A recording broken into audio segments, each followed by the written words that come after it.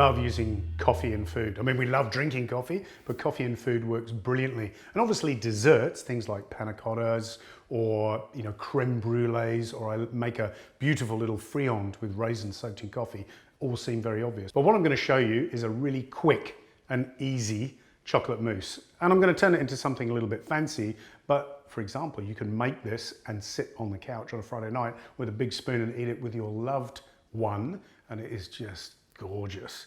So pick a great chocolate. This one is a Calabo chocolate, bitter, which means it's dark, but you can use any chocolate you want except white chocolate. This recipe won't work with white chocolate because it's very sweet and not very stable.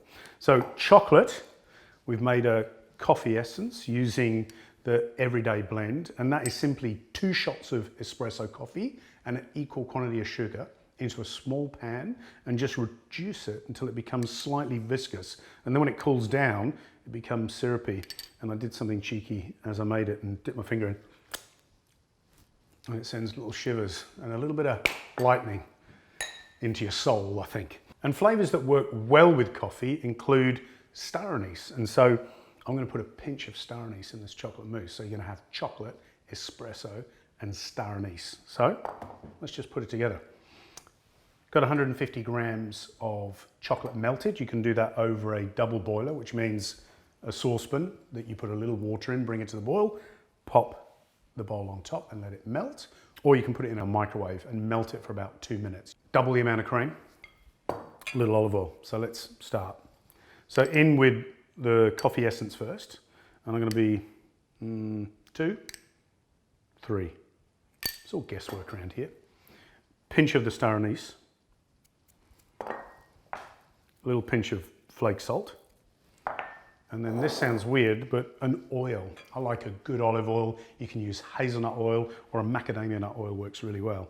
And you put in about 2 tablespoons full of oil, and this helps make a nice velvety, soft, kind of chocolate ganache almost, soft mixture that you can fold the cream into.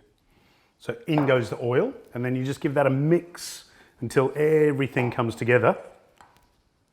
So it's nice, soft, shiny, and luscious. And then all you got to do is fold the cream in. And you can do this in chunks or batches, but to be honest, it's such a small amount, I tend to just put all the cream in. And a flexible spatula is good.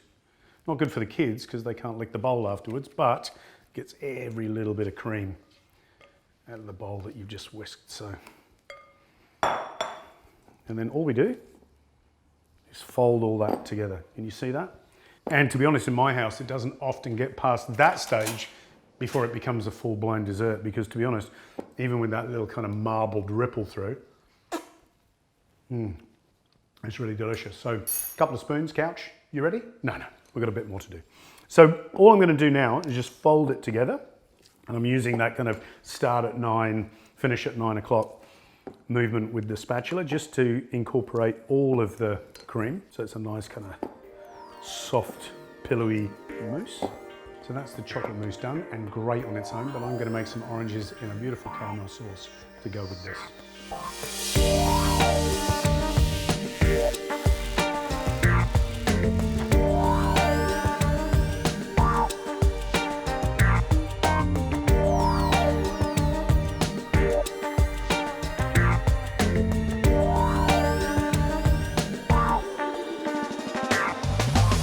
So look at that, beautiful, nice raw sugar and dark caramel, and it's just starting to reduce back down after I've hit it with a bit of orange juice. And then what we're going to do is pop those charred oranges back into the caramel, flick the gas off, and baste them a little so they sit in that delicious caramel.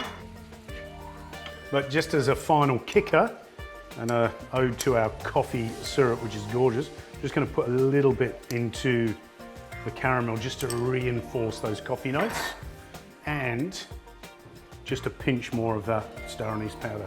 And that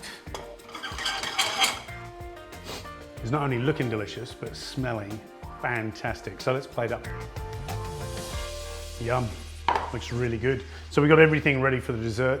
And remember, you can just make individual components of these if you don't want to make the whole lot. So bowl of chocolate mousse to share, delicious, or put them in little cups and crush some hazelnuts over the top. Or you can just serve those oranges with ice cream, really delicious. And these little sponges served with just a heavy cream or whipped cream, absolutely delicious. So let's put this together. The way we do this is just release these microwave sponges from the edge. And what I find, to be honest, is I snip right the way down the side.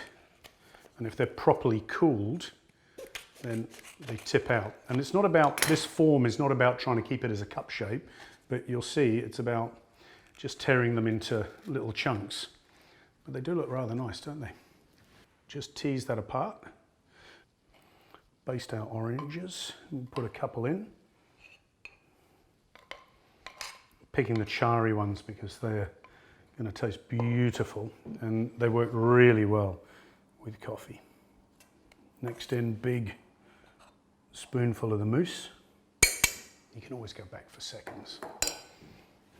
And then what we do is just tear that sponge and just put it in a couple of spots on the dish that you think works. A little sprinkle of that star anise powder. And that, as a coffee dessert, individually as little elements or all together a dessert, is a winner. And you know the proof is always in the pudding.